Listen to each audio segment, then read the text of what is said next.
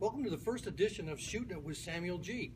We're going to talk about a lot of things on this little script that we've come up with. First, we're going to hit some local things and maybe some national things that have been on your mind. Some have been on my mind this summer. Early in the summer, we had the Slaughter Roofing Cancer Classic Tennis Tournament at Centennial Courts, and I'll tell you what, I'm not one that's covered it too much in the past, but what a great affair. People that love tennis in the city get together, have a great time. They say they have fun, they play for fun, but you know they're playing for keeps. They play tennis, great matches. What a great situation, raising money, having fun, and competing all at the same time. Now let's get a little bit of summer baseball. Greeley Gojo Sports, which is the premier team in the area in terms of summer Legion baseball. And you know, this team has struggled to remain around 500 all summer, but notably, they've always been a team that's come on late in the year.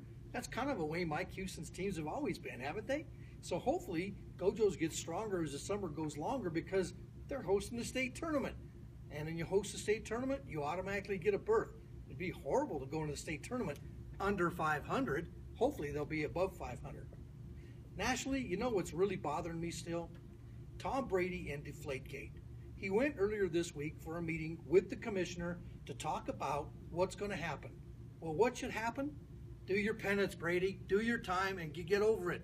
You cheated. Everybody knows you cheated. Your organization cheated. Your owner decided to take the punishment and move on. It's time to move on, Brady. Quit cheating. You're good enough to win.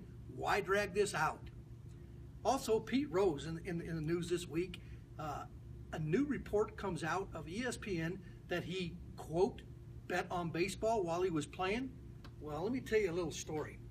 A long time ago, when Pete Rose was playing, and very good, I might add, he was playing in an exhibition game at the old Mile High Stadium against the Denver Zephyrs. I happened to go to the game to do a feature story on a local kid who was playing for the Zephyrs that time. Well, as it was, Pete was with the Cincinnati Reds organization, and I'll tell you what, when he came out of the game in the fourth inning, he couldn't make a bigger beeline to the locker room. After the game, go in the locker room, what's Rose doing? He's got a little miniature TV on the top shelf of his locker, watching the Boston Celtics in the NBA playoffs. I don't think Pete Rose is that big of a Boston fan. I think maybe his pocketbook was. So really, Rose was betting on a lot of things when he was playing. Want to bet he bet on baseball? I say he did. Now he's biding his time on Fox Sports 1 as a baseball analyst. A great job for Pete because he could blabber all he wants and he knows a lot about baseball, and you know that his insight is really welcomed by the fans. But I'll tell you what, Pete, you're going to meet later on this summer with the commissioner hoping to get your name back in the big picture of things and get voted to the Hall of Fame. Forget it. You have no reason to be in the Hall of Fame. No other reason than the guys who were on performance-enhancing drugs. And speaking of which, the biggest junkie, in my opinion, Alex Rodriguez, the biggest cheat and the biggest phony in the game of baseball, maybe professional sports.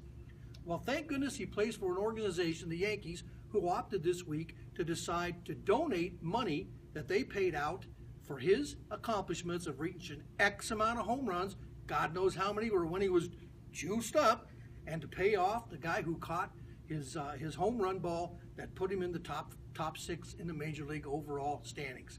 Well, the Yankees came up and Alex agreed to a great idea that the money would be donated to charity. What a better way. You know why? Alex doesn't need the money. He really probably didn't need the drugs, but he took them anyway because egomaniacs do those kind of things. Now, I got work to do. See you next week.